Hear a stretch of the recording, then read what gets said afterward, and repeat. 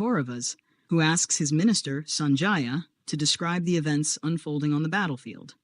His question, "What did my sons and the sons of Pandu do, assembled at the field of Dharma, the field of Kurukshetra?"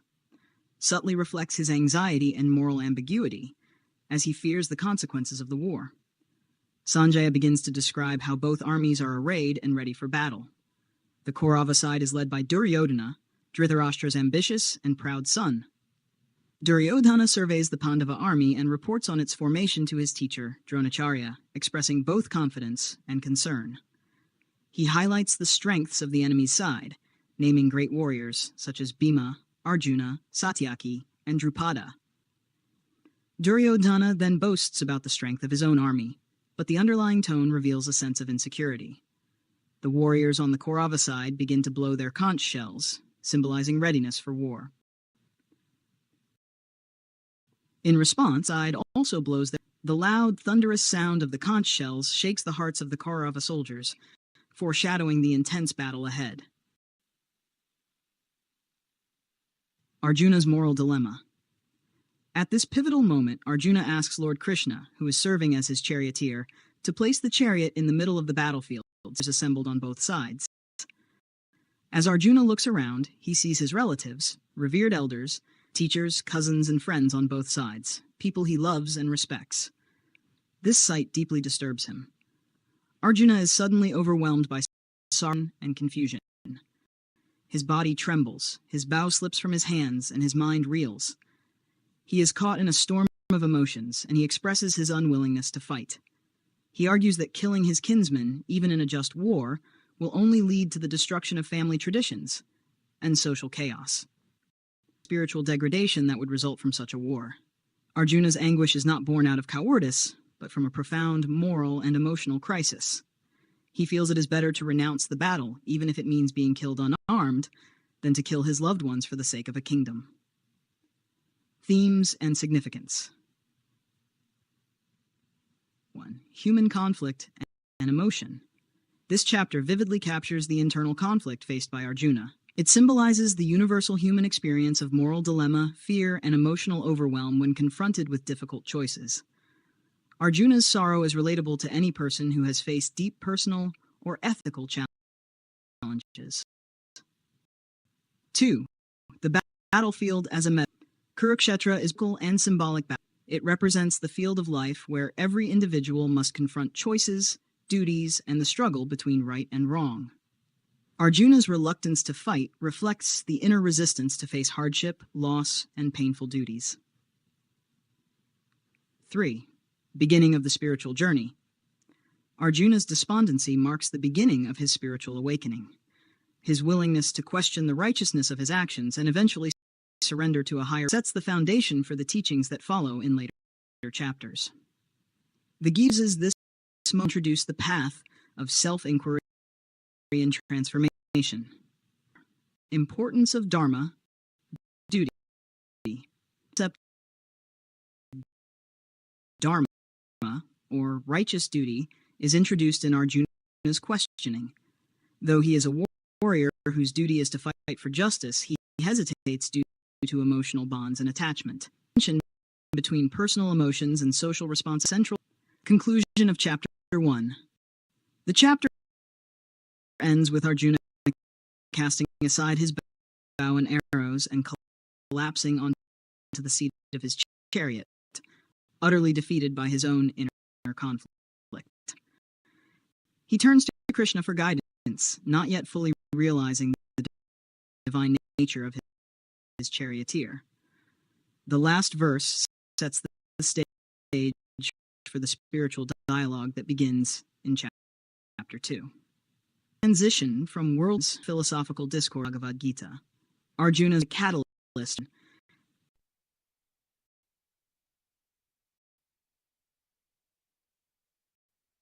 To provide a reading of Bhagavad Gita Chapter 2, let's break down its into the nuances of its teachings. 1. Arjuna's despondency. Verses 1. The setting opens with to King Dhritarashtra. Arjuna, positioned between the two armies, is overcome with grief and compassion. He sees his relatives, teachers, and elders on both sides of the battlefield, leading to a profound moral crisis. Arjuna's arguments. Arjuna expresses his reluctance to fight, citing the pain and sin that would result from killing his own kin. He questions the value of victory and kingdom if it comes at the cost of such bloodshed. His emotional turmoil reveals a conflict between his duty as a warrior and his personal affections.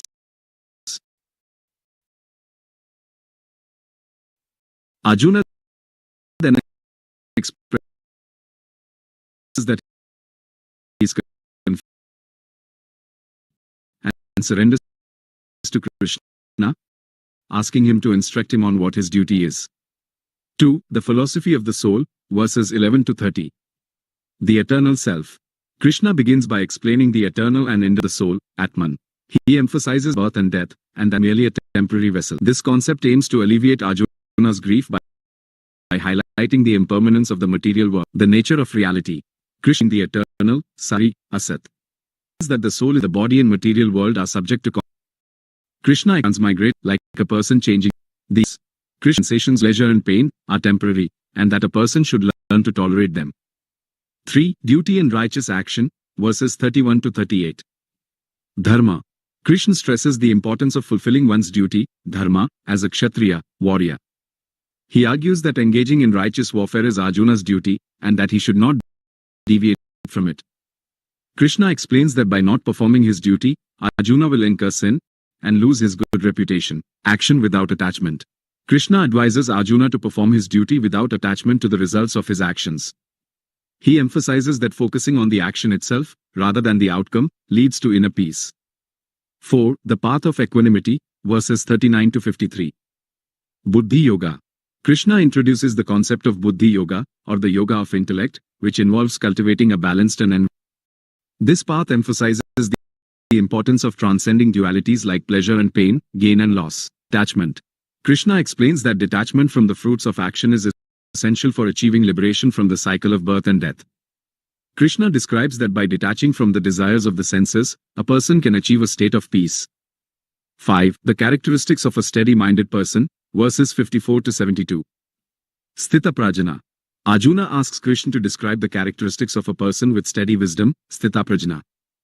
Krishna describes such a person as one who is free from desires, controlled in their senses, and established in self-realization. Qualities. A Sthita Prajna remains undisturbed by pleasure and pain, and is constantly absorbed in the self. They have mastered their senses, and their mind is steady and focused. They have abandoned all desires that arise from mental concoction. They are equal in both happiness and distress. By understanding these key sections, you can gain a deeper appreciation for the profound wisdom contained within Bhagavad Gita chapter 2.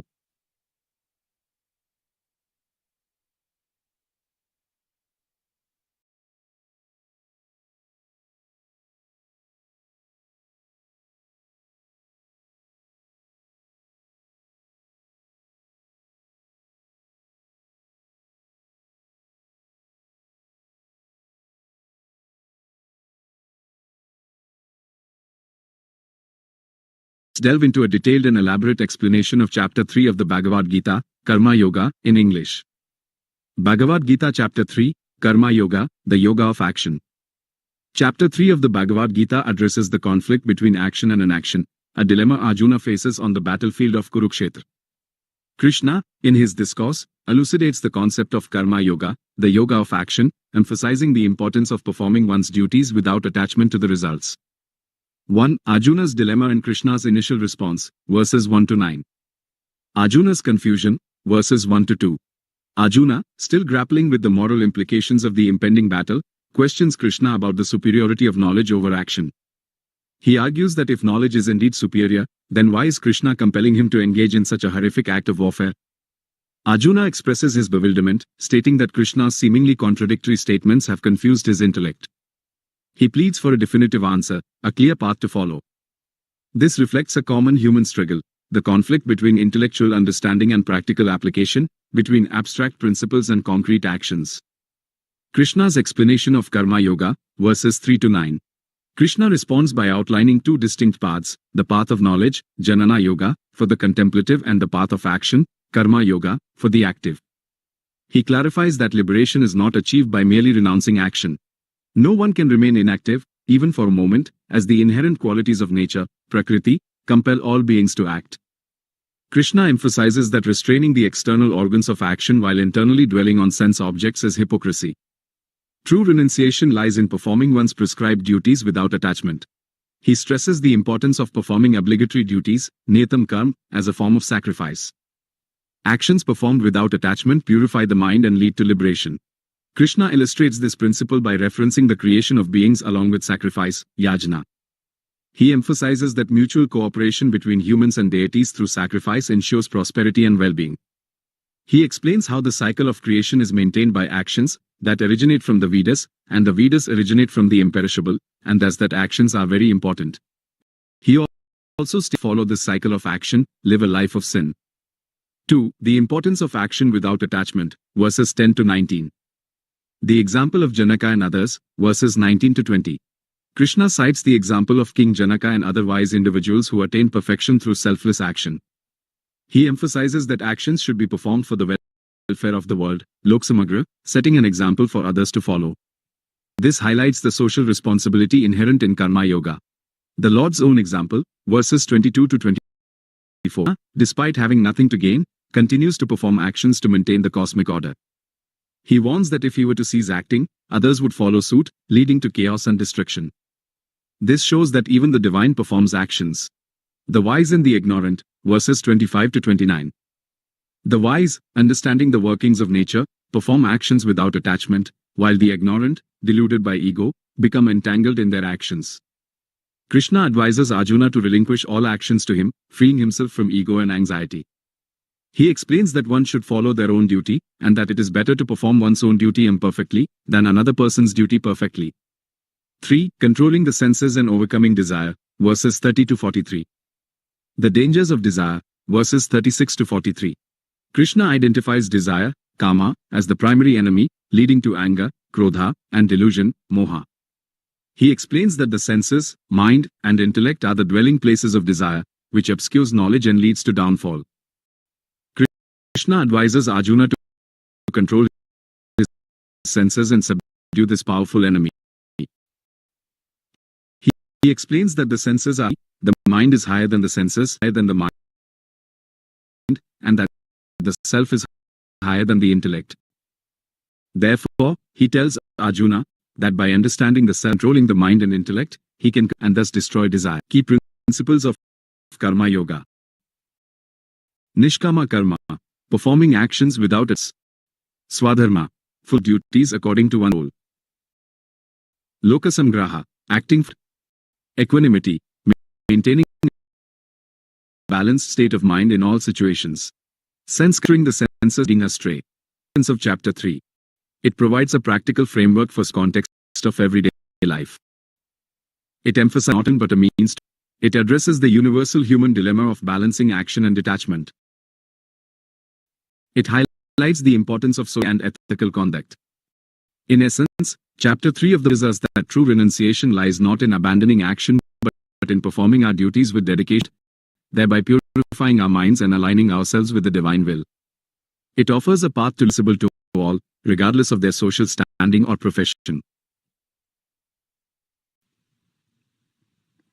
Chapter 4, Nana Karma Sannyasa Yoga, the Yoga of Knowledge and Renunciation.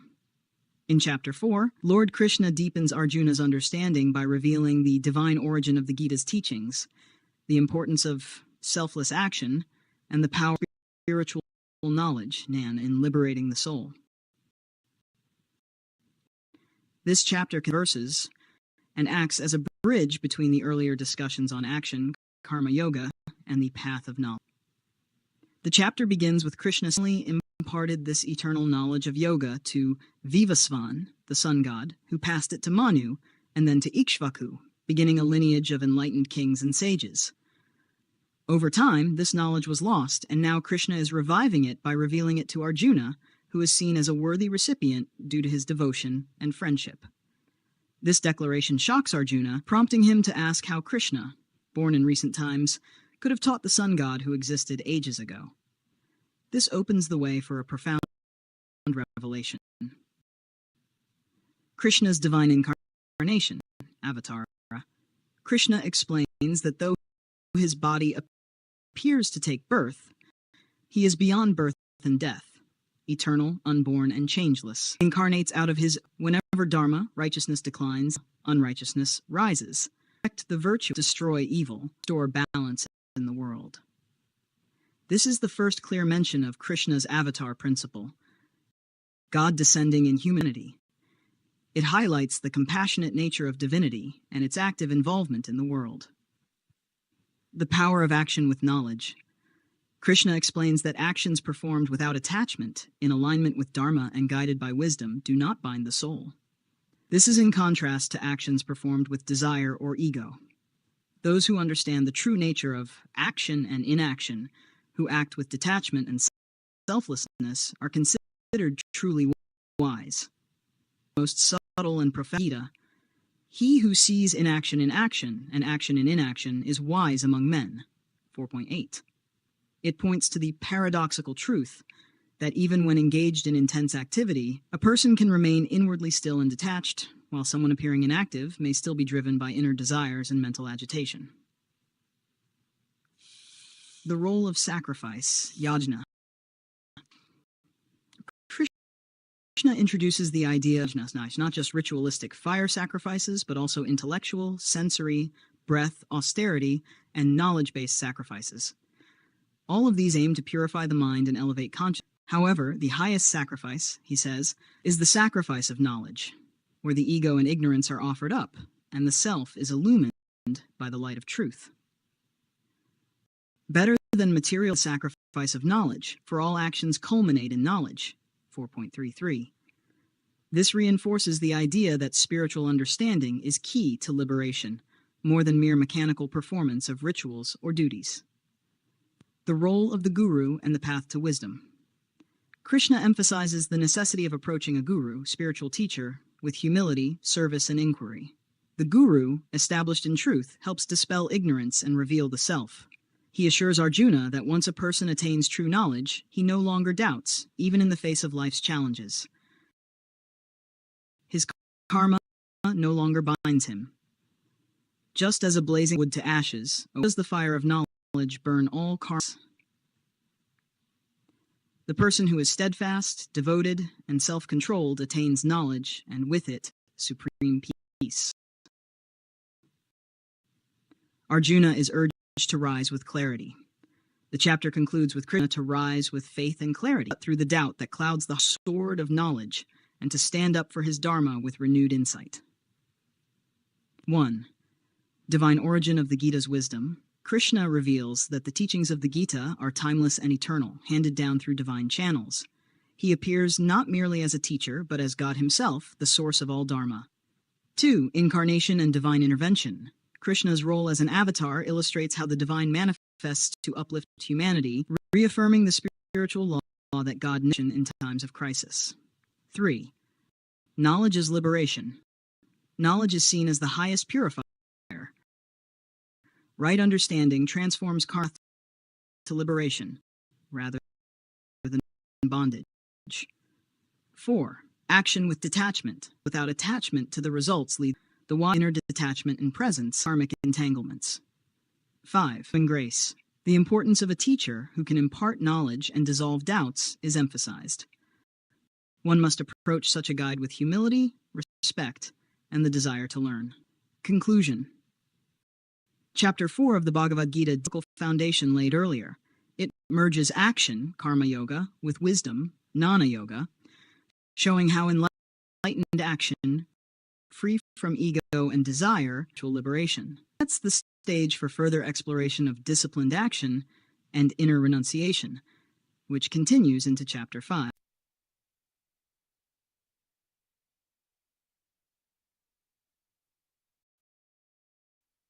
Certainly. Here's a deep note on Chapter 5 of the Bhagavad Gita, titled Karma Sannyasa Yoga, the Yoga of Renunciation of Action.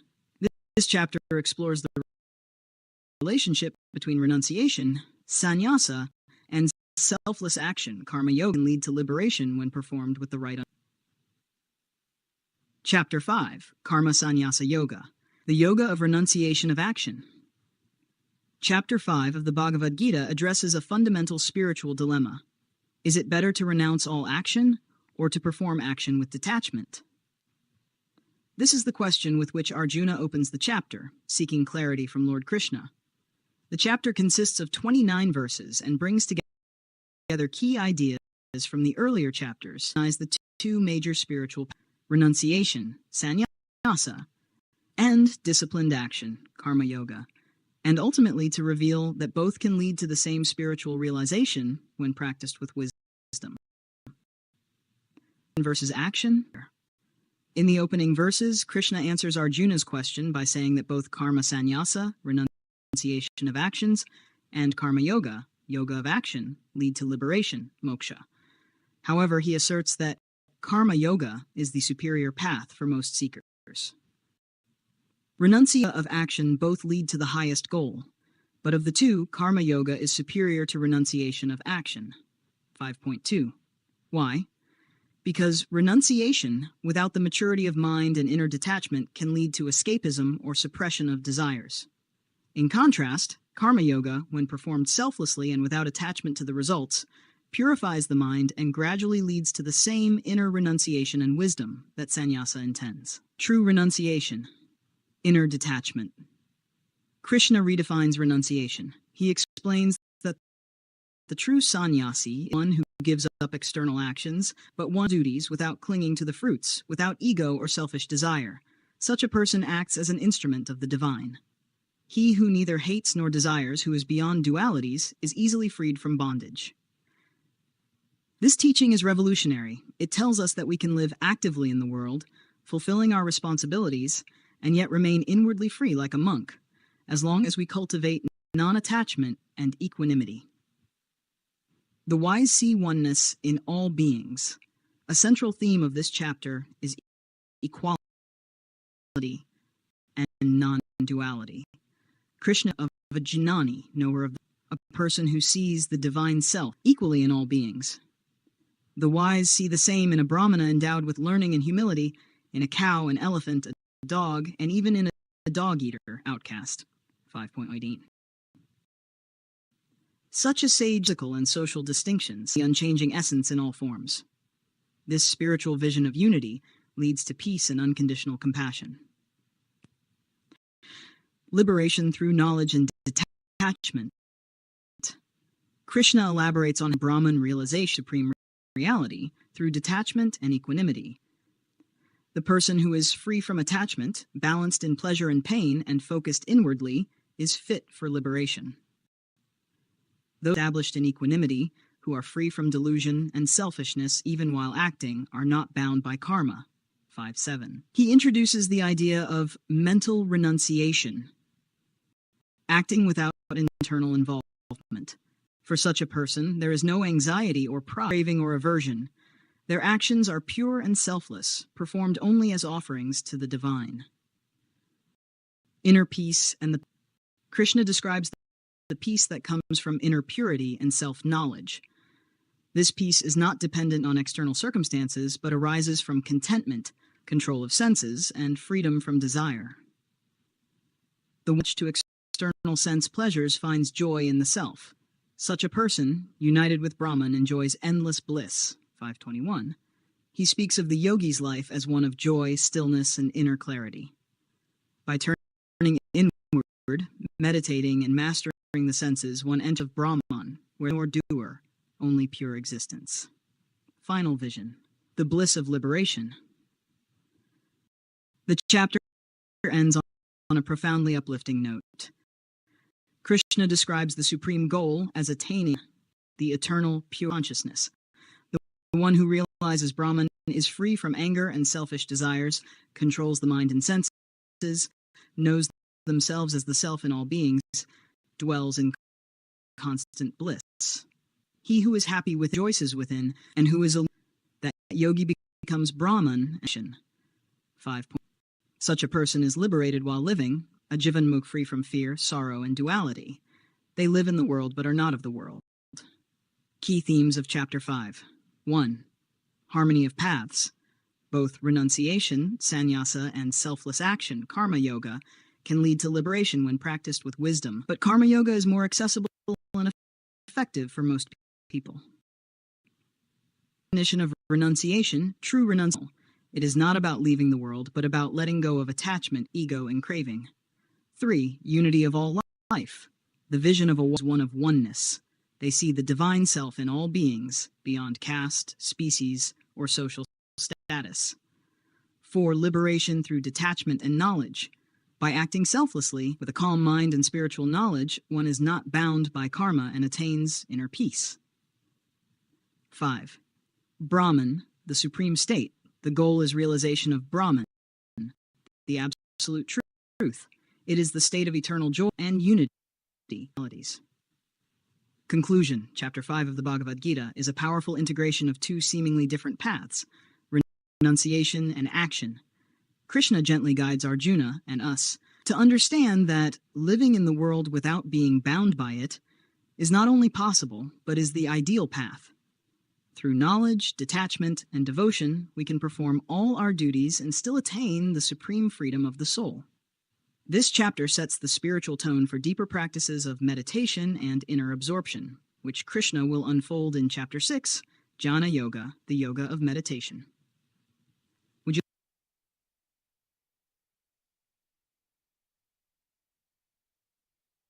Detailed explanation of Chapter 6 of the Bhagavad Gita, titled Chapter 6, the Yoga of Meditation. Overview. Chapter 6 of the Bhagavad Gita focuses on meditation jhana as a spiritual path leading to self-realization.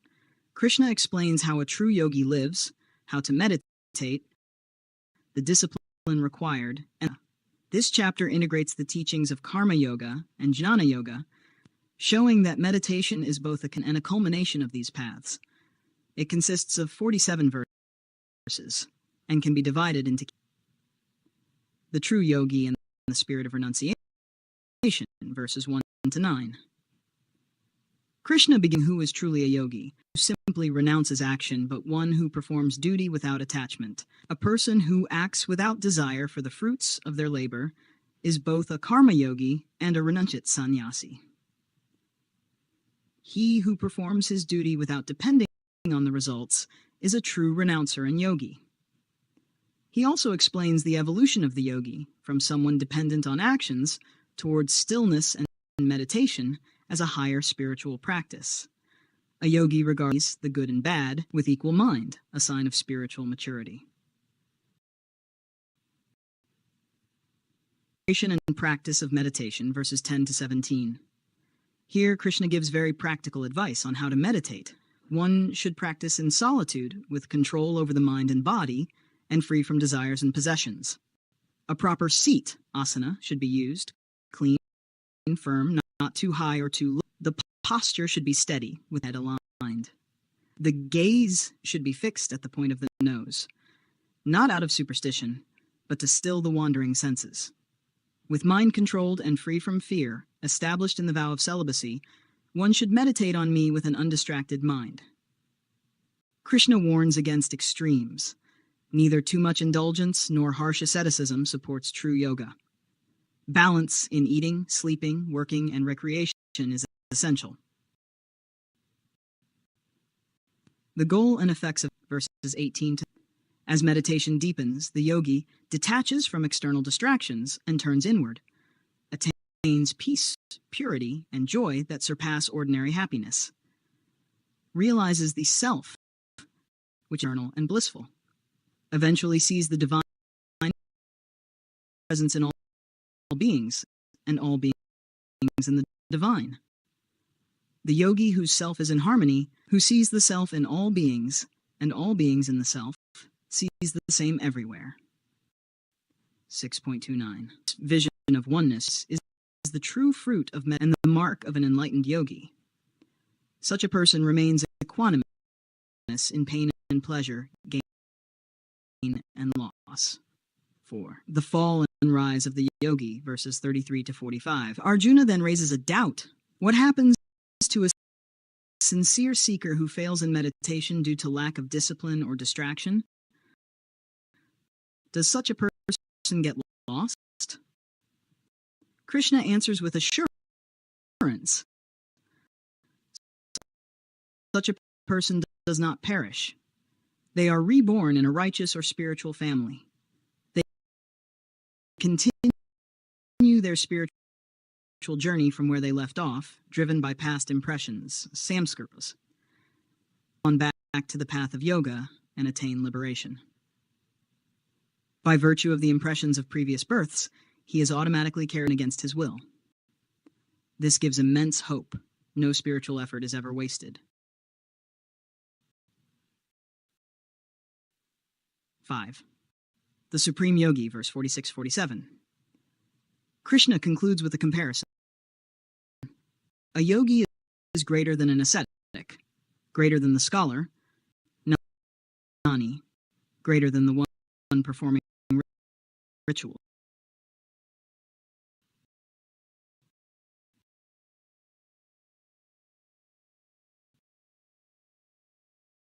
Of all yogis, he who with faith worships me, with mind absorbed in me, is the most united with me in yoga. 6.47. Here, Krishna gently guides Arjuna toward bhakti, devotion, showing that the highest yogi is one who meditates on the personal divine form with love and devotion, combining jnana, karma, and bhakti into one path. Key themes and takeaways. 1. Meditation as a discipline. Yoga is not just physical postures, but a way of life, inner stillness, and spiritual clarity. 2. Balance and moderation. True yoga avoids extremes. Spiritual growth requires balance in daily habits and emotions. 3. Inclusiveness. Everyone can walk the path of meditation, experience, even partial effort. 4. The power of devotion. Krishna introduces bhakti subtly, showing that love for the divine deepens and completes the practice of yoga. 5. Spiritual equality and oneness. The yogi's realization of oneness with all beings is the essence of enlightenment. Conclusion.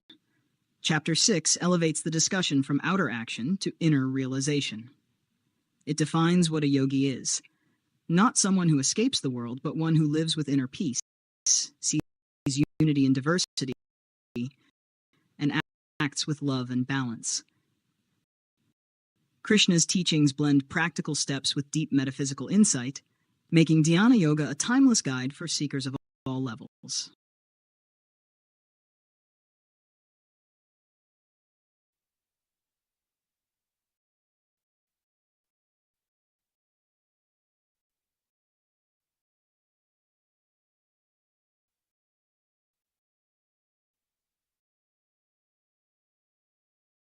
Of course. Here's a detailed explanation of Chapter 7 of the Bhagavad Gita, titled Chapter 7, Jnana Vijnana Yoga, the Yoga of Knowledge and Wisdom. Chapter 7 of the Bhagavad Gita marks a shift in tone and depth. After discussing various yogas such as karma, action, jnana, knowledge, and dhyana, meditation, Lord Krishna now begins to reveal his own essential nature more directly and expansively. This chapter is considered part of the Jnana Yoga section, chapters 7 to 12, where bhakti, devotion, starts to become a central theme, intertwined with knowledge and realization. It comprises 30 verses, and its aim is to deepen Arjuna's understanding of both the supreme truth, paravidya, and the phenomenal world, aparavidya, the knowledge of God, and the experience of union with Him. 1. Knowledge of the Supreme, Jnana and Vijnana. Krishna begins by urging Arjuna to listen attentively, as he is about goes beyond ordinary understanding. With this, more remains to be known. 7.2. Jnana is theoretical knowledge. Jnana is direct, experiential wisdom. Emphasizes that very few people in this kind of wisdom only around him in his totality. 2. Of all, feels that he is the sense of all that exists, both material, fold nature of his lower, earth, water, air, vasha, intellect, ahankar. These represent elements of creation. These, Krishna, their energy, beings themselves, Jiva Buddha, animate the material. I am the of the entire 6. This is Krishna and pervades. 3. The deluded cannot see the divine. Despite his all-pervading nature, will do not recognize. They are by Maya. His divine reality, made up of the modes of sattva, activity. These modes, the cycle of birth, are the vision of have surrendered on the veil of Maya. 4 types of devotees classified. 4 types of devaktas. 1. Are seeker of wealth. 2. The one in distress. 3. Jnana, curious knowledge. Jnani, the wise self and knows God. Among these, Krishna praises the unwavering devotee as the wise one is my 7 name. Ensures that these are known as they have tasted toward the worship other deities, even though he is the divine power. Desires are motives, may work powers against their faith. Results are limited. Those who with faith, purifies a crude, reaches Krishna. Those who worship him and devotion an eternal. Krishna lists moment. 8 adds is life itself. Strong, he is or attachment. All sacred. Krishna, this in all and more, a vision, and beyond rare in the close finite pleasures and worldly goals, but only a rare soul, after many lifetimes of spiritual practice and purification, recognizes him as the supreme cause and all in all. After many births, the wise one comes to me, realizing Vasudeva is all. Such a great soul is very rare. Encourages Arjuna beyond transient gains, and to take full refuge in him. Key themes of Chapter 7. 1. Into devotion. Krishna now blends philosophy with bhakti, suggesting that true knowledge is incomplete without devotion, and vice versa. As immanent and transcendent, Krishna is the material and the spiritual, the cause and the effect, the visible and the invisible. This is a key Vedantic teaching. 3. Maya and the gunas. The world's illusion arises due to the 3 modes of nature. Only by surrendering to Krishna can one transcend them. 4. Divine grace and rare realization. While many seek God for worldly reasons, the wise one seeks only God. Such a soul is rare and deeply loved by the divine. Chapter 7 marks a powerful theological and spiritual revelation in the Gita. Krishna unveils himself as the absolute reality, the source of all existence, and the ultimate refuge. He teaches that while many may begin the journey to God for personal reasons, the highest goal is to know him as the all-pervading, to love him not for what he can give, but for who he is. This chapter thus serves as a turning point in the Gita's narrative, shifting the seeker from external action and analysis to inward devotion and direct experience of the divine. Here's a detailed and clear explanation of Chapter 8 of the Bhagavad Gita, titled Chapter 8, Akshara Brahma Imperishable Absolute. Chapter 8 is a discourse where Krishna truths about the nature of supreme reality, soul, leads at death, and the paths leading to liberation. This chapter comprises 28 verses, Arjuna's sincere soul, karma, and ultimate destiny. 1. Arjuna's 7 questions, verse 1 to 2. The chapter begins with Arjuna asking 7 crucial spiritual questions. What is Brahman? What is the self, Adhyatma? What is karma? What is the material manifestation, Adibhuta? What is the divine principle, Adidaiva?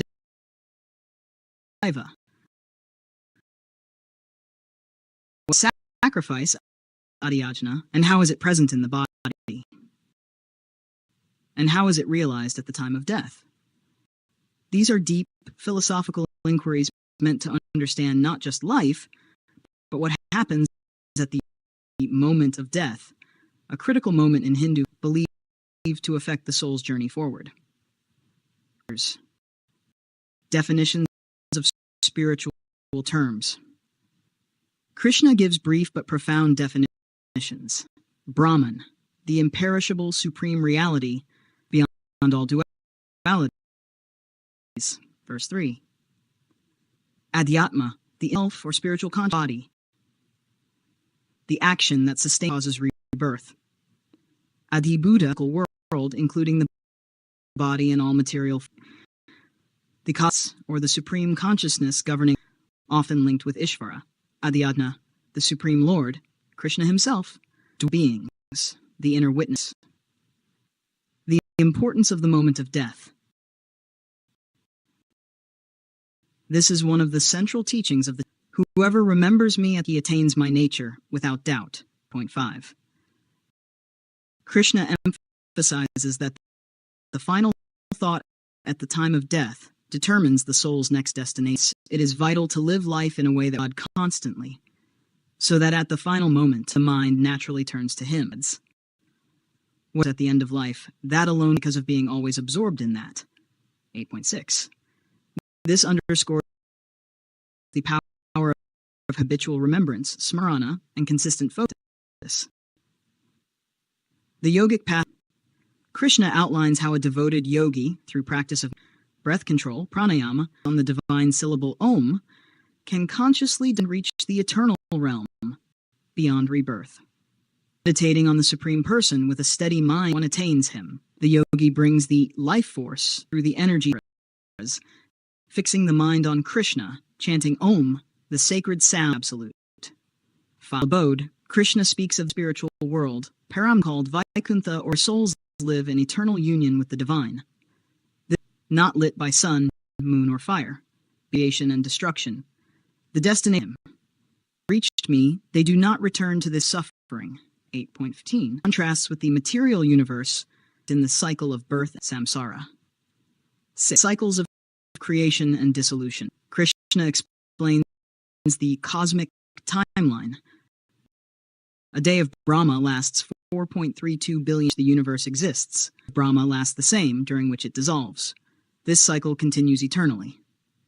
Subject to this cycle, appearing and disappearing with the cosmos, except then the Supreme, who transcend time itself. 7. The two paths. Krishna now introduces a framework for the soul after death. The bright path, Archareti Marga, is spiritually realized, leads directly to liberation, associated with fire, light, the sun, and knowledge, no return to birth. 2. The Dharmareti Marga, for those attached to material pursuits and rituals, leads to rebirth, associated with smoke, night, and ignorance. These, bright and dark, are considered eternal. One leads to liberation, the other to rebirth. 8. This echoes the Upanishadic idea that spirit determines post. 8. The great secret of devotion. In the closing verses, Krishna reiterates that the devotee worships him with unwavering, regardless of when or how death comes. The Supreme is Arjuna. There's remember me and fight. With mind and intellect fixed, only come to me. 8.7. This verse beautifully combines devotion with action, karma, the ideal balance the Gita teaches. Key themes of Chapter 8. 1. Remember. Final thoughts at death determine the soul's next journey. Hence, constant spiritual focus throughout life is essential. 2. Conscious dying. The advanced yogi prepares for death with awareness, breathing techniques, mantra repetition, Om, and meditation on God. 3. Imperishable Brahman, the changeless eternal principle of matter and time. 4. Paths after death. The soul may take different routes depending on its inner state, but devotion guarantees ultimate liberation. 5. Devotion as supreme path. Even above complex rituals or techniques, Krishna emphasizes wholehearted remembrance and surrender as the key to salvation. Conclusion. Chapter 8, Akshara Brahma Yoga, is a profound exploration of death, rebirth, and immortality. It offers deep metaphysical insights while giving practical spiritual instructions on how to live and die with awareness, freedom, It answers questions about what lies beyond life and provides the reassuring promise that those who sincerely remember God will never be lost. In the Gita's flow, this chapter transitions beautifully into chapter 9, where Krishna reveals even greater secrets of his inner nature and the power of pure devotion.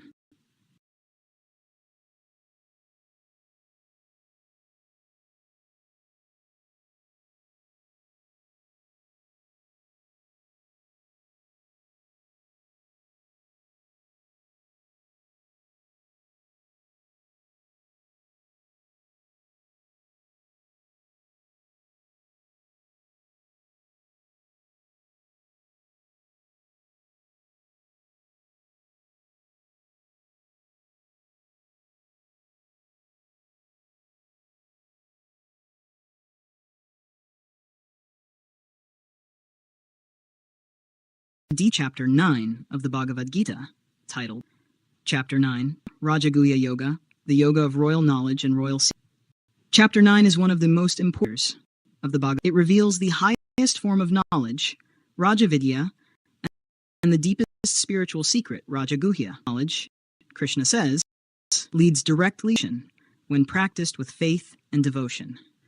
This chapter consists of 34 verses, filled with both majestic metaphysics and heart-melting promises of divine love.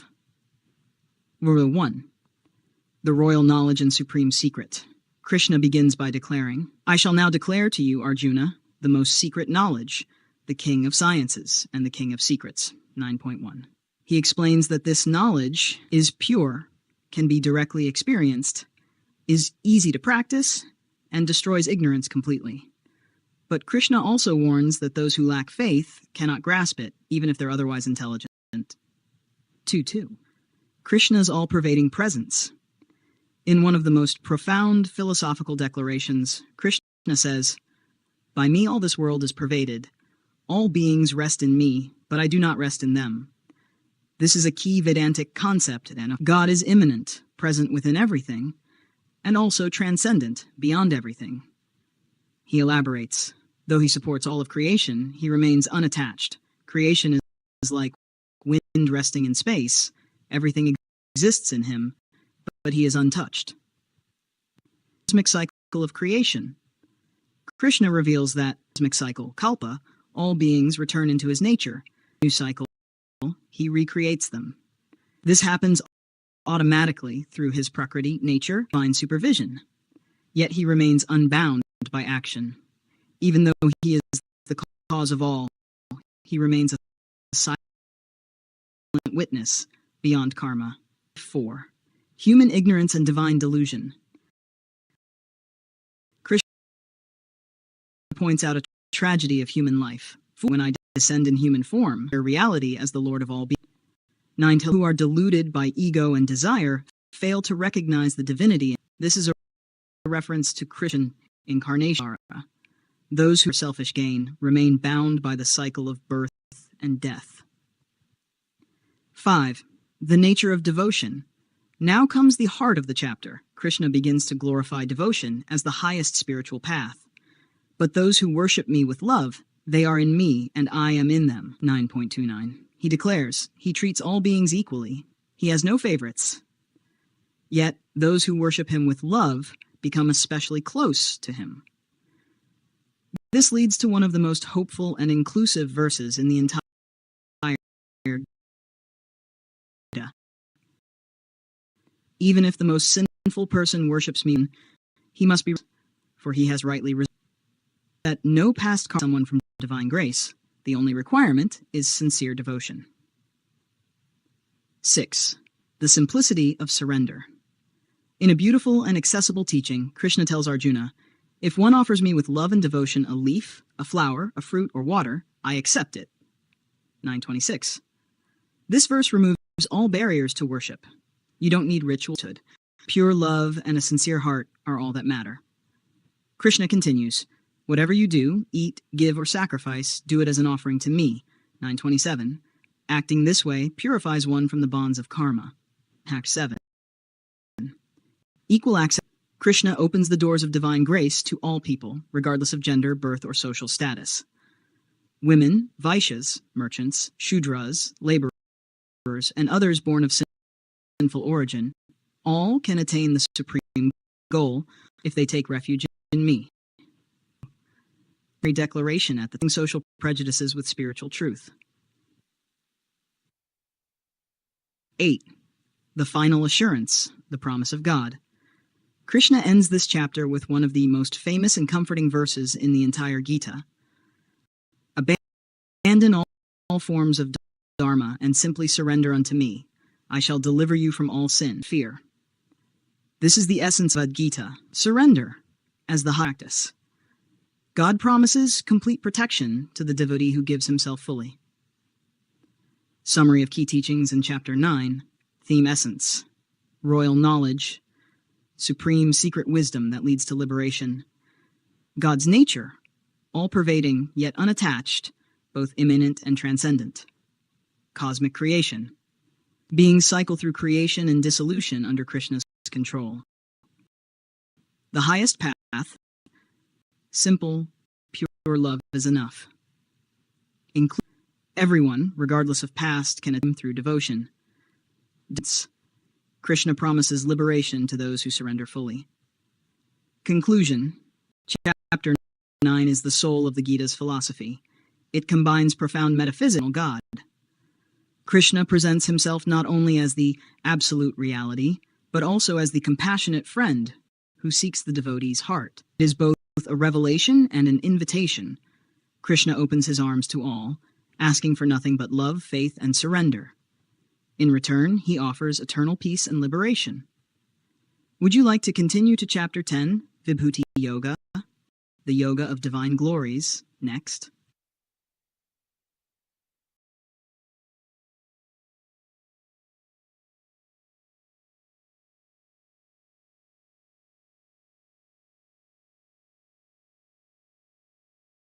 Let's dive into Chapter 10 of the Bhagavad Gita. Chapter 10, Vibhuti Yoga and Glories. Chapter is a magnificent Lord Krishna reveals his divine manifestations, the extraordinary ways in which the Supreme Being expresses himself in the world. It inspires awe, reverence, and deep devotion by showing how God is present in the most powerful, beautiful, and majestic aspects of creation.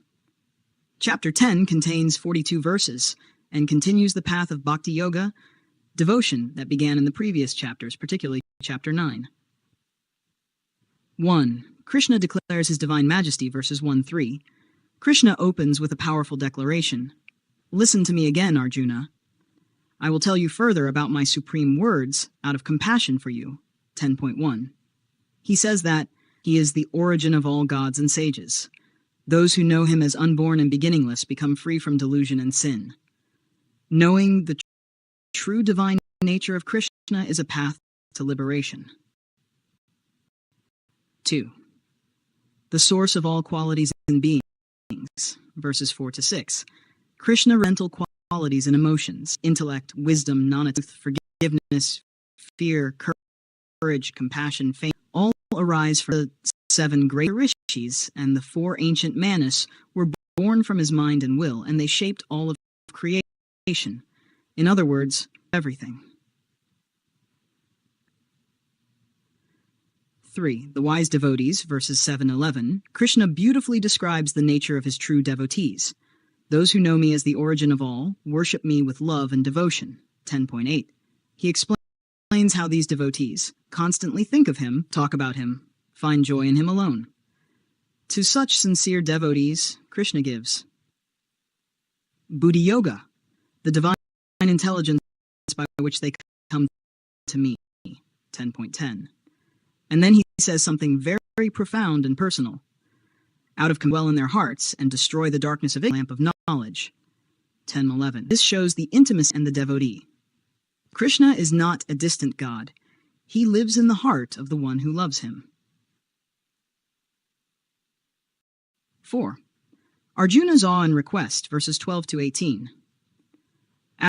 After hearing all this, Arjuna acknowledges Krishna as the supreme Brahman, the supreme abode, the eternal, divine, unborn Lord, the first of gods and the origin of all beings. He then asks, "Tell me in detail of your divine glories by which you pervade all these worlds. Arjuna wants to deeply meditate on Krishna by understanding his divine manifestations in the world. Krishna lists his divine vibhutis, verses 19 to 42. Now begins one of the most poetic and majestic sections of the Gita. Krishna says, I shall now declare to you my divine glories, the most prominent end to my manifestation. He then the best, brightest, and most powerful of things. Here are some highlights. If you see, that is me, the soul in all beings. I am them, that. Among Aditis I am Vishnu. Among lights, among Marut's wind gods I am Samaveda. Among gods I am Indra. Among senses I am the mind. Among elements I am water. Among sacrifices I am japa, chanting of God's name. Among trees I am a sacred fig. Among sages, among lakes I am the ocean. Among great beings I am time. Among animals I am the lion. Among birds I am Garuda. Among serpents I am Vasuki. Among purifiers I am the wind. I am the ruler. Among secrets I am silence. Among creators I am. And finally, I am the seed of all beings. There is no or unmoving that exists. 6. A powerful reminder, verse 42. Krishna concludes, But what need is there, Arjuna, for this detailed knowledge? I pervade and support this entire universe with a single fraction of myself. This mind-blowing statement implies that all creation, with its infinite diversity and beauty, is just a tiny part of God's true power. Key teachings from Chapter 10. Theme, essence. Divine glory, Vibhuti. God is present in all greatness, beauty, and power. Path of bhakti. Devotion leads to direct connection with God. Krishna's compassion. He personally guides sincere. Meditation on Vibhutish. Helps focus the mind on God in daily life. All pervasiveness.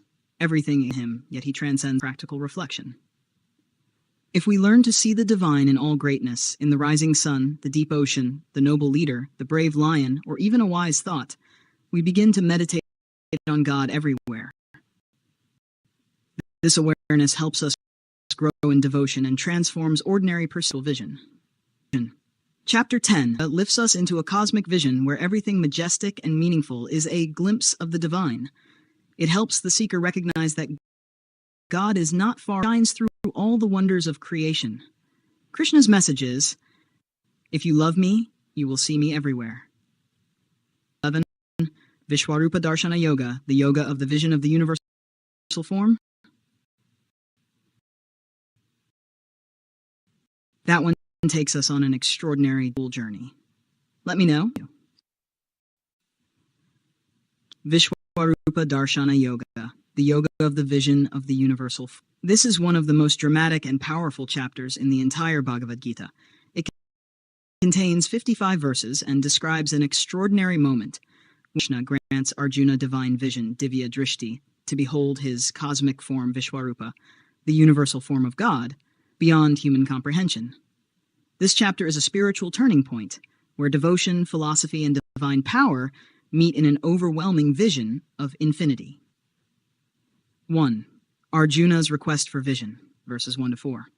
Arjuna begins by praising Krishna's teachings, which have removed his confusion and brought clarity, but now he desires to see Krishna's cosmic form. I have heard from you of your inexhaustible glory. Now, O Lord, I wish to see that cosmic form of yours. 11.3. This is a humble yet bold request, to see the infinite nature of the divine, unfiltered. 2. Krishna grants divine vision, verses 5 to 8. Krishna agrees, saying, Behold, O Arjuna, my forms of various colors, and behold the entire universe, all in one place, in this body. However, Krishna warns, you cannot see me with your physical eyes. Therefore, I give you divine eyes. 11.8. This is crucial. that cannot be perceived through ordinary senses, but through spiritual vision. 3. The vision of the universal form, verses 9 to 14. Eyes granted, Arjuna sees infinite faces, arms and eyes, garlands and ornaments glowing with celestial brilliance, countless beings entering into Krishna's body, the entire universe, gods, sages, and all creation, contained within him. Arjuna is dazzled, overwhelmed, and awestruck. The light of this form is like 1,000 suns rising at once. The poet Sanjaya, who narrates this scene to King Dhritarashtra, says, "There, Arjuna saw the entire universe divided into many parts, all gathered together in the body of the god of gods." 4. Arjuna's wonder and praise, verses 15 to 31. Arjuna begins to speak. He sees Brahma seated on a lotus, the gods entering Krishna with reverence, the terrifying form of death where warriors are being destroyed. He sees Krishna as the eternal origin, support of the universe, the imperishable, the abode of all. But soon, joy turns to fear. Arjuna now sees Krishna's terrible aspect, huge, fierce teeth, including Bhishma, rushing into his jaw. Arjuna cries out, "Who are you in the... I bow to you. Please have mercy." 11:5. Krishna, destroyer, verse 32. Now comes one of the most famous verses in the entire Gita. "I am time, Kala, the great destroyer of the worlds, and I have come here to destroy all people." 11:32. Krishna explains that regardless of Arjuna's actions, all the warriors on the already doomed. He encourages Arjuna, "Arise and fight. You are only an instrument, nimitta matra, of my divine plan." 11:33. This moment teaches that the divine will is always at work, and humans are merely channels through which that will unfolds. 6. Arjuna's total surrender, verses 35 to 46. Shaken to the core, bows in devotion and terror. He now truly realizes Krishna is not just a charioteer or friend. He is Brahman, Ishvara, Vishnu, the source of creation and destruction. In deep humility, Arjuna begs forgiveness. "Forgive me, O Lord, for calling you Krishna, Yadava, friend, unaware of your greatness." 11:41. "I bow down to you from front, behind, all around. You are all that is." This moment is pure surrender, bhakti in its most authentic form. The return to gentle form, verses 47 to 50. Krishna reveals that no one has seen this cosmic form before, not through Vedas, rituals, penance, or charity. He says, "Only by single-pointed devotion, bhakti, can I be seen in this form." 11:54. At Arjuna's request, Krishna withdraws his terrible form and returns to his gentle four-armed and then human form. Arjuna, relieved and full of gratitude, regains his peace. 8. Final teaching, the power of devotion, verses 55. Krishna concludes the chapter with one of the most beautiful verses. "He who does all actions for me, regards me as supreme, is devoted to me, free from attachment and enmity. He comes to me." 11:5. This verse captures the essence of Bhakti Yoga. Summary of Chapter 11. Vishwarupa Darshana Yoga. Theme, Essence. Divine Vision. Krishna grants Arjuna eyes to see his cosmic form. Infinite, terrifying, beautiful, all creation and destruction.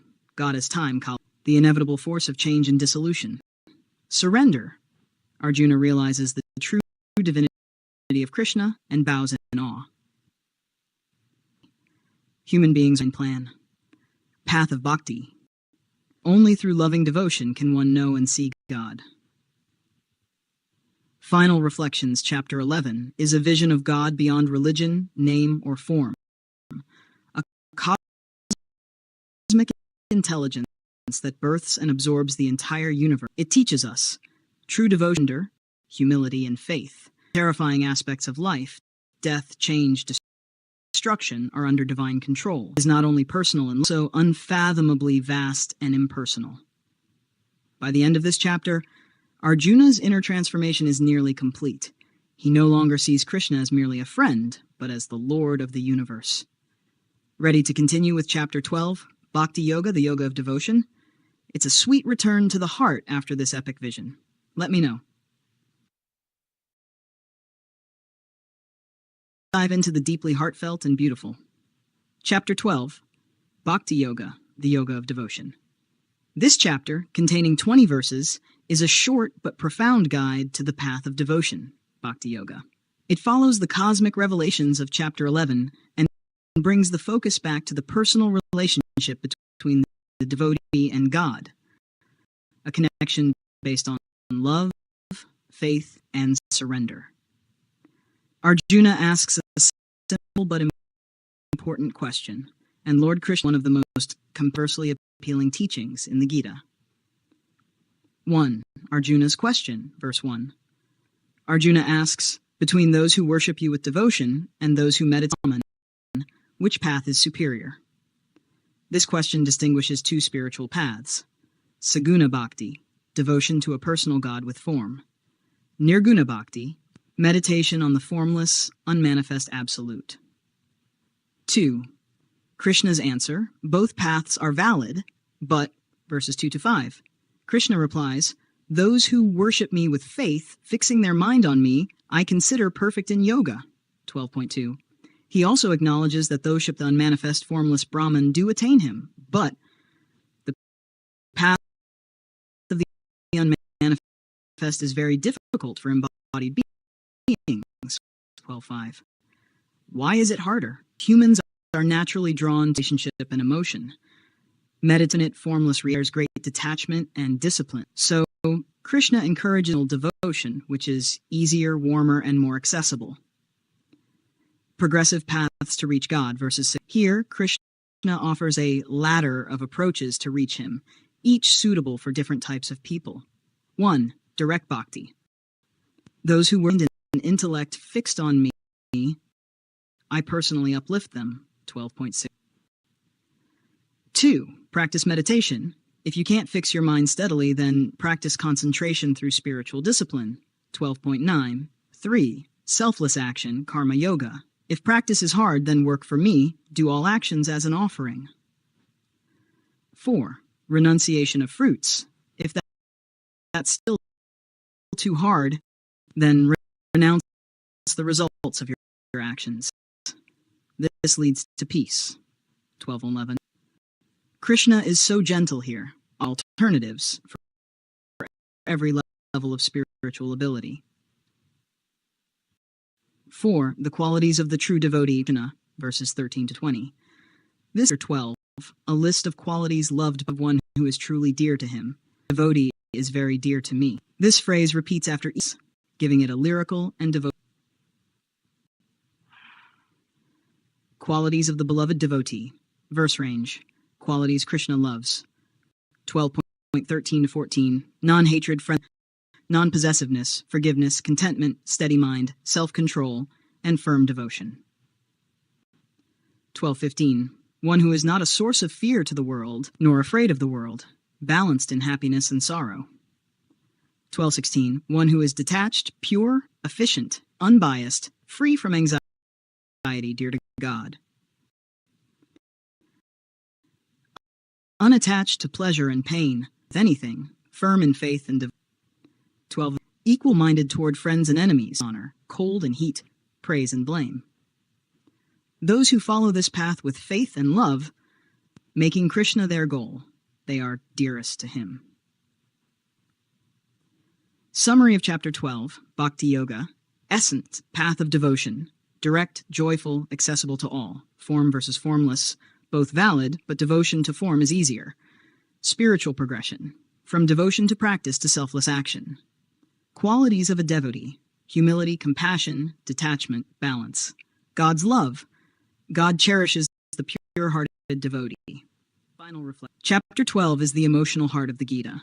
It shows that God is not just truth, power, or knowledge. He is also love, and he is moved by the sincerity of the heart. You don't need to be perfect, brilliant, or ascetic. You only need to be devoted and humble. Whether you meditate deeply, work selflessly, or just surrender in prayer, the divine accepts all who come with love. He who is free from malice, towardly and compassionate, without ego, that devotee. 12. Chapter 13, Kshetra Yoga, the field and the knower of the field. It's yoga, the path of knowledge, and is incredibly deep. Let me know if you're ready.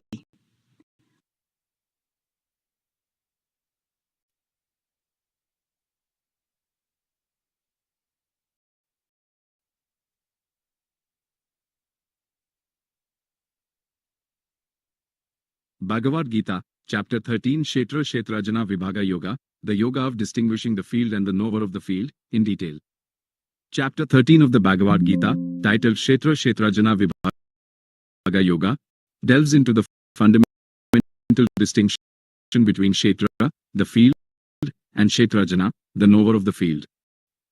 This knowledge is presented by Lord Krishna as true understanding and liberation. Arjuna initiates the chapter by asking the nature of Prakriti, nature, the enjoyer, spirit, the Kshetra, the Kshetrajana, knowledge, Janana, and the object of knowledge, Jane. Here's a detailed breakdown of the key topics covered in this chapter.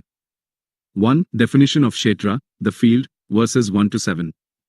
Krishna begins by defining the Kshetra as this body.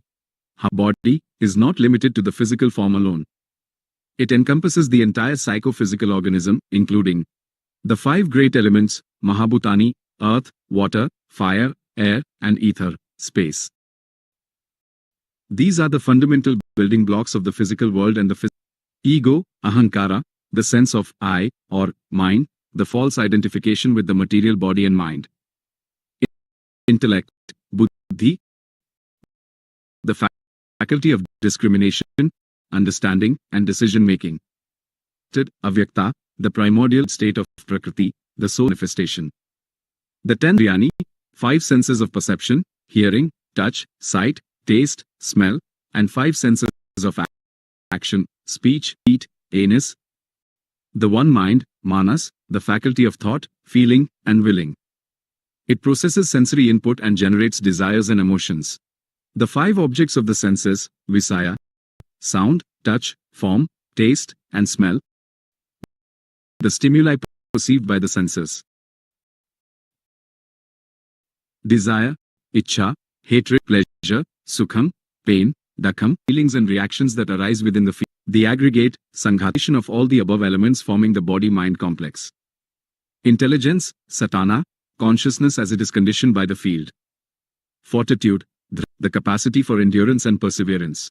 Krishna emphasizes that all these constitute the field of activity where the Purusha interacts with Prakriti. Kshetrajana, the knower of the field. 3. The defined as the one who knows this body, the field. This refers to the individual, the conscious principle that is aware of the activities within the Kshetra. Crucially, Krishna declares that he, the Supreme Lord, is also the knower in all fields. This signifies the Paramatma, super within every living being, which understanding both the individual Atma and the Paramatma as the knowers of the field is declared to be true knowledge. 3. The nature of knowledge, Janana, verses 8 to 12. Krishna then elaborates on what constitutes true knowledge, listing a series of qualities that cultivate this understanding. Humility, amanitvam, absence of pride and the desire for recognition. Unpretentiousness, adambhitvam, lack of hypocrisy and outward show of righteousness. Non-violence, ahimsa, abstinence from causing harm to any living being in thought, word, or forbearance, shanti, patience in the face. Uprightness, arjavam, honesty and straightforwardness in thought, speech, and action. Service to the teacher, akaryapasanam, respectful and dedicated service to a genuine spiritual preceptor. Purity, sokam, internal and external cleanliness. Steadfastness, sthairing, firmness and perseverance in one's spiritual practices. Self-control, atma vinigraha, restraint of the senses and the mind. Detachment from sense objects, indriyarthesu vairagyam, absence of strong attachment to the pleasures derived from the senses. Absence of egoism, anahankara, freedom from the false identification with the material body and mind. Perception of the evil in birth, death, old age, sickness, and pain, janma mrityu jara vyadhi dukha dosanudasanam, recognizing the cycle of material existence. Non-attachment, asakte, freedom from excessive attachment to family, home, and possessions. Even-mindedness in pleasure and pain, anabhisvanga putra, maintaining equanimity in both favorable and unfavorable situations. Constant devotion to me, avibhikarani bhakti, and exclusive devotion. Resorting to vivikta disa sevitvam, finding joy in solitude and detachment from worldly crowds. Distaste for the company of materialistic people, artir jana samsadi, lack of attraction to the association of those overly attached to material pursuits. Constancy in self-knowledge, adhyatm janana nityatvam, steadfastness in the pursuit of spiritual understanding. Perception of the end of true knowledge, tattva jananarth darshanam, understanding the ultimate goal of knowledge, self-realization and union with the divine.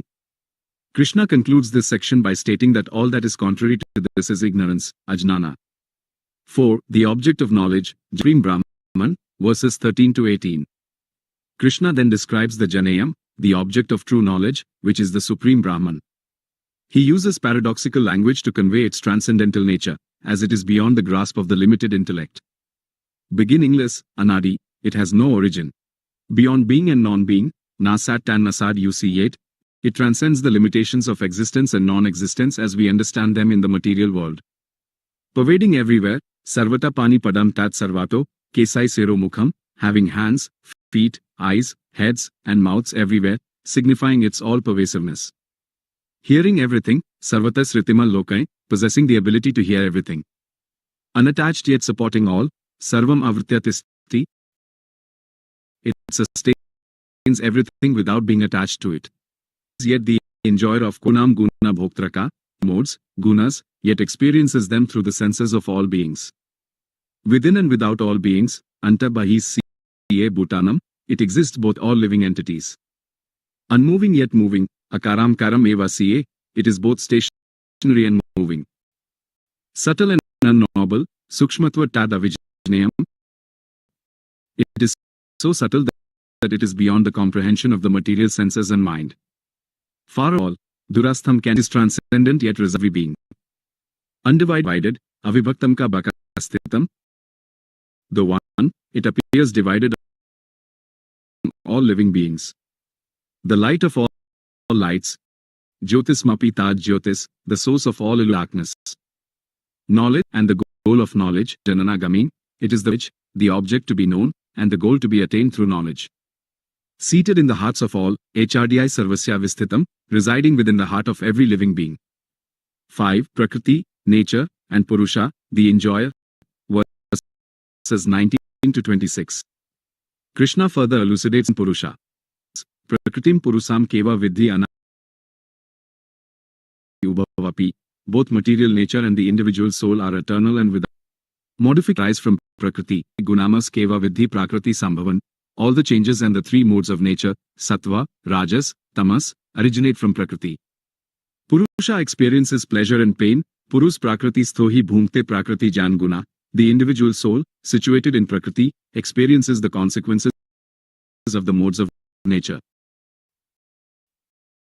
Attachment to the modes is the cause of birth in good and evil wombs. Karanam Guna Sango, Sy Asad Asad Yoni Janmasu.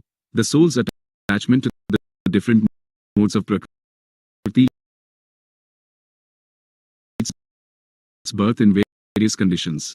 As witness, enjoyer, and the Supreme Lord, O.C.A. Bharta Bhokta Maheshwara. The Supreme Lord, Paramatma, is present as the witness, enjoyer, and the ultimate living being. Leads to liberation, Sam Prakritim C.A. Gunisaha, one whose relationship between Purusha and Prakriti and the influence of the modes is not born against of their current state. 6. Paths to verses 24 to 26. He mentions different paths that lead to the understanding of the Kshetra and Kshetrajana. Through meditation, some realize the sin and meditation. Cultivation of knowledge, Sankhena Yoga, and understanding through philosophical inquiry and the Yoga of knowledge. Through action without Karma Yogna, some realize the self through selfless action.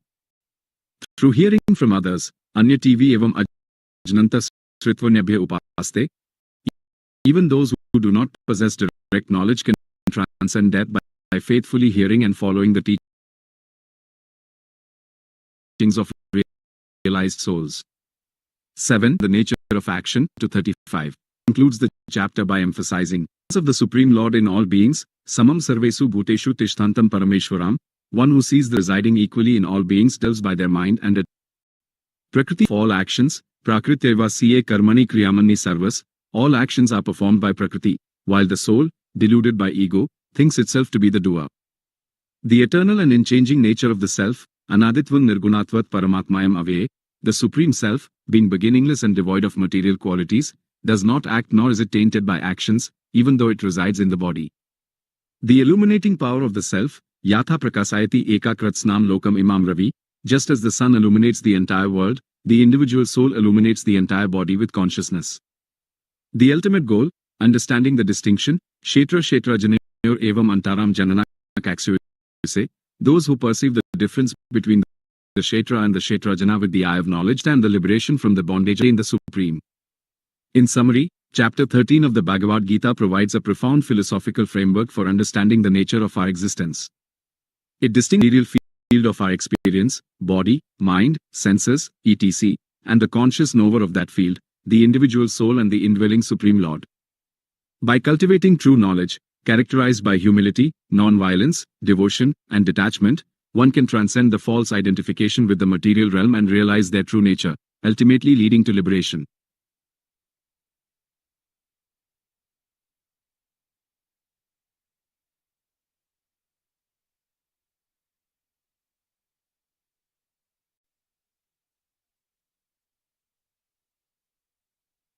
Bhagavad Gita, Chapter 14 Gunatraya Vibhaga Yoga, the Yoga of the division of the three modes of material nature, in detail. Chapter 14 of the Bhagavad Gita, titled Gunatraya Vibhaga Yoga, delves into the intricate workings of Prakriti, material nature, through its three modes, gunas, sattva, goodness, rajas, passion, and tamas, ignorance. Lord Krishna explains how these fundamental qualities influence all aspects of creation and condition the embodied soul. He emphasizes the importance of understanding these modes to transcend their influence and attain liberation. Here's a detailed breakdown of the key topics covered in this chapter.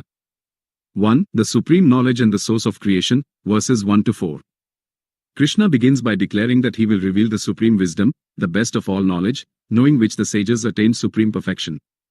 He describes how the total material substance, Mahat Brahma, is the womb, and he, as the seed-giving father, impregnates it, making possible the births of all living beings. Thus, all species of life arise from the combination of material nature and the Supreme Lord's energy. 2. The three modes of material nature and their binding influence, verses 5 to 9. Krishna introduces the three gunas that arise from Prakriti and bind the eternal soul to the material body. Sattva, goodness, the mode of purity, illumination, and freedom from sinful reactions. Those situated in Sattva develop knowledge and experience happiness. However, they become conditioned by attachment to happiness and knowledge. Rajas, passion, the mode of intense desire, longing, and activity born of attachment. It binds the soul through its craving for the fruits of actions and material enjoyment, leading to distress. Tamas, ignorance, the mode of darkness, delusion, inertia, and madness. It binds the soul through negligence, laziness, and sleep, obscuring knowledge and leading to foolishness. Krishna explains how these three modes constantly compete for dominance, influencing one's thoughts, actions, and experiences.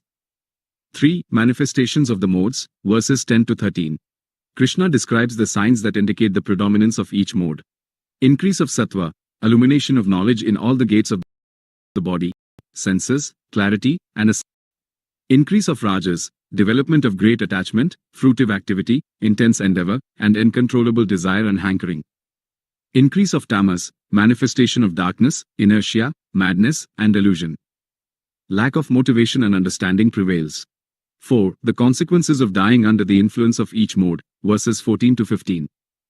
The state of consciousness at the time of death determines the next birth. Dying in sattva, attainment of the pure higher planets inhabited by the learned sages. Dying in rajas, taking birth among those engaged in fruitive activities on the earthly plane. Dying in tamas, birth in the lower species, characterized by ignorance and inertia. 5. The results of actions performed under each mode, verses 16 to 18. The quality of actions is also determined by the prevailing mode. Actions in sattva lead to purity, real knowledge, and happiness. Actions in rajas result in distress and entanglement. Actions in tamas produce foolishness, ignorance, and delusion. Similarly, the destination attained after death is influenced by the mode one is situated in during life. Those in sattva progress upwards, those in rajas remain in the middle, earthly plane, and those in tamas go downwards to the lower realms. 6. Transcendence of the modes, verses 19 to 20. Krishna reveals the path to liberation. When one understands that all activities are performed by the gunas alone and that the Supreme Lord is transcendental to these modes, one can attain his spiritual nature. By transcending these three modes associated with the material body, the embodied being becomes free from birth, death, old age, and their distresses, experiencing nectar even in this life. 7. Characteristics of one who has transcended the modes, verses 21 to 25. Arjuna inquires about the characteristics of a person who has transcended the gunas. Krishna describes such a person. Neutral to the presence or absence of the modes, they neither hate illumination, attachment, and delusion when present nor long for them when absent. Unwavering and undisturbed, they remain equipoised amidst the reactions of the material qualities, understanding that the gunas are acting. Like a neutral observer, they are detached from the activities of the gunas. Equal in pleasure and pain, they experience both with equanimity. See earth, stone, and gold as equal. They are free from material attachments and distinctions. Unmoved by praise or blame, they are established in self-realization. Equal to friend and foe, they see all beings with the same spiritual vision. Renounce all fruitive endeavors, they act without attachment to the results. 8. The path to transcendence, devotional service, verse 26. Krishna reveals the most direct path to transcending the gunas, unalloyed devotional service, avibhikarini bhakti yoga, to him. One who engages in pure devotion surpasses the influence of the modes and becomes fit for Brahman realization. 9. The supreme abode of Brahman, verse 27.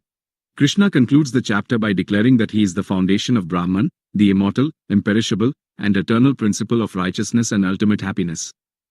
This emphasizes that devotion to the Supreme Lord leads to the highest spiritual attainment, beyond the limitations of the material modes. In summary, Chapter 14 of the Bhagavad Gita provides a profound understanding of the three modes of material nature and their pervasive influence on our lives. It highlights how these modes bind the soul and cause suffering. However, it also offers the liberating knowledge of how through detachment, cultivation of knowledge, and ultimately, through unwavering devotional service to the Supreme Lord, thus attaining freedom from the cycle of birth and death and realizing one's true spiritual nature.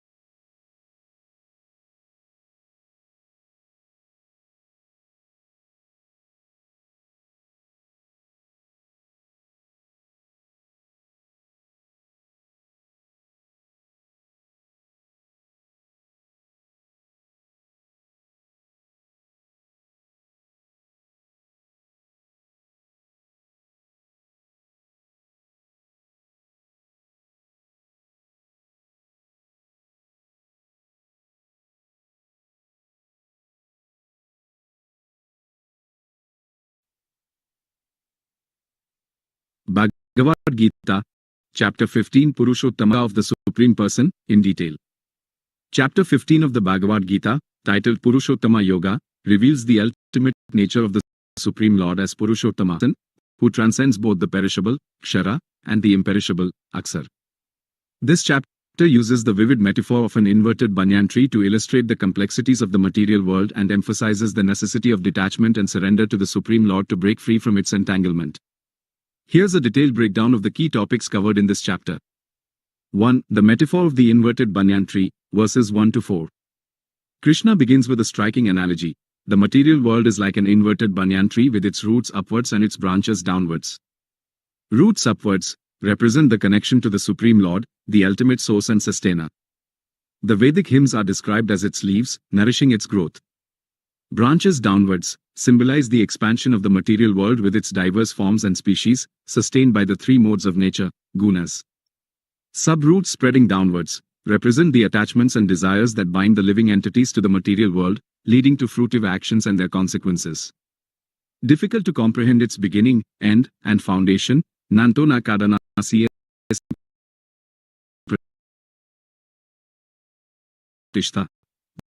The true nature and origin of the material world are difficult to understand. Krishna the need to cut down this deeply rooted tree of material existence with the weapon of Asanga Sastrena Dhyardhena. These attachments, one can transcend death and reach the eternal abode. Attaining the eternal abode, verses 5 to 6. The characteristics of those who attain the eternal realm. Free from false prestige and illusion, nirmana moha, they are devoid of pride and delusion. Victorious over the contamination of association, jita sanga dosa, they have overcome attachment to material association.